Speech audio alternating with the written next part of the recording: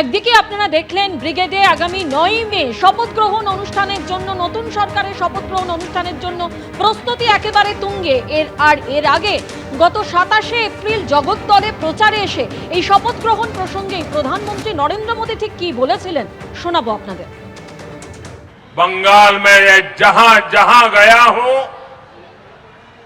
बंगाल के लोगों का जो मैंने मिजाज देखा है, मैं इस विश्वास के साथ वापस जा रहा हूं कि 4 मई के नतीजों के बाद बीजेपी के शपथ ग्रहण समारोह में मुझे आना ही है।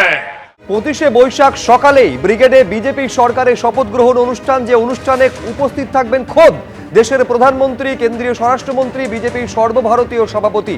বিরাট জয়, এবং যে কারণে সরকারের শপথ গ্রহণ অনুষ্ঠানটাও বড় করে করা হচ্ছে এবং সম্ভবত সেই কারণেই ব্রিগেড প্যারেড গ্রাউন্ডকে বেছে নেওয়া হয়েছে। সরাসরি সৌভিক মজুমদার আমাদের প্রতিনিধি সেখান থেকে রয়েছেন। একবার প্রস্তুতির ছবিটা তোমার ক্যামেরার মাধ্যমে দেখতে চাইবো সৌভিক।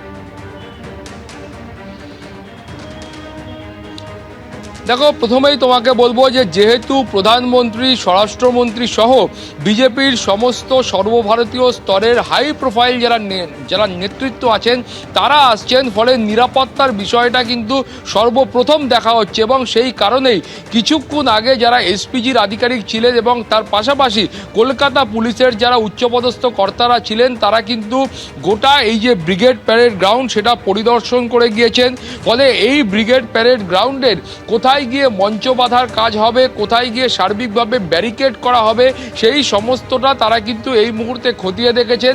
এবং তুমি দেখতে পাচ্ছ যে ইতিমধ্যেই ব্রিগেড প্যারেড গ্রাউন্ডের একটা অংশে কখনো ছোট ট্রাক, কখনো বড় ট্রাকের মাধ্যমে মঞ্চ বাঁধার যে বিভিন্ন সামগ্রী হয় সেগুলো নিয়ে আসা হচ্ছে। সামনে যে ছবিটা তুমি দেখতে পাচ্ছ, এই ট্রাকে করেই কিছুক্ষণ আগে এই সভার জন্য বেশ কিছু বা এই অনুষ্ঠানের জন্য বেশ কিছু চেয়ার এবং তার পাশাপাশি একটি টেন্ট নিয়ে আসা হয়েছে।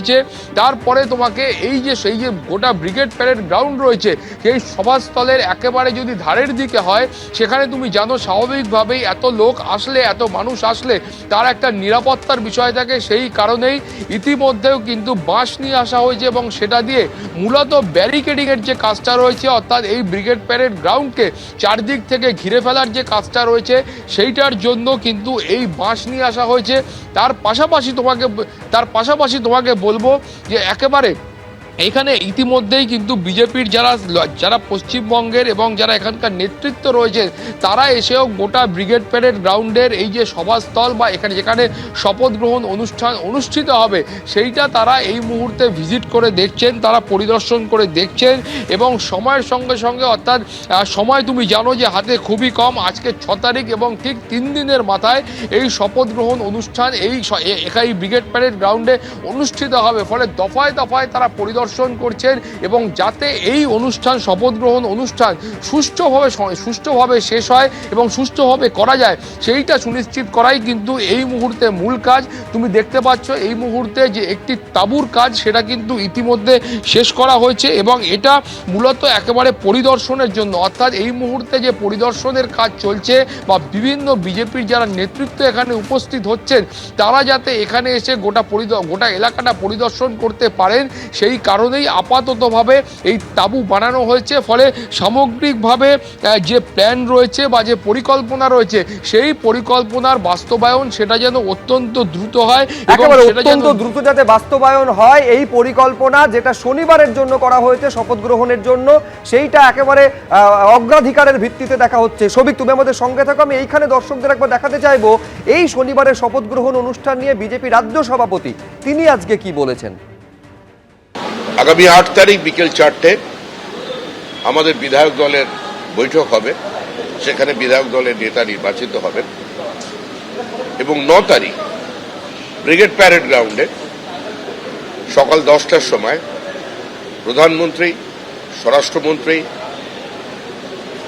বিজেপির আরও সিনিয়র নেতৃবৃন্দ এবং সমস্ত রাজ্যের যারা মুখ্যমন্ত্রী আছেন, এনডিএ শরিকদেরও যারা মুখ্যমন্ত্রী আছেন তারা সকলে উপস্থিত থাকবেন আশা করা যাচ্ছে। এবং এছাড়াও আমাদের বহু এমন সমাজের বিভিন্ন স্তরের মানুষ যারা জাতীয় পুরস্কার পেয়েছেন, পদ্ম অ্যাওয়ার্ডে আছেন এবং সমাজের নিজ নিজ ক্ষেত্রেই যারা প্রতিষ্ঠিত সে ধরনের সমস্ত মানুষ তারা আমন্ত্রিত থাকবেন এবং তাদের অত্যন্ত বর্ণময় উপস্থিতিতে আজকে এই শপথ গ্রহণ অনুষ্ঠানটা হবে। আমরা 2021-এ ঘোষণা করেছিলাম যে আমাদের সরকার রাইটার্স থেকে চলবে, তো সেই জন্য এখন সেখানের অবস্থা কি জানি না। যিনি নতুন মুখ্যমন্ত্রী হবেন তিনি সকলের সঙ্গে আলোচনা করে অবস্থা বুঝে ব্যবস্থা নেবেন। এবিপি আনন্দ, এগিয়ে থাকে, এগিয়ে রাখে।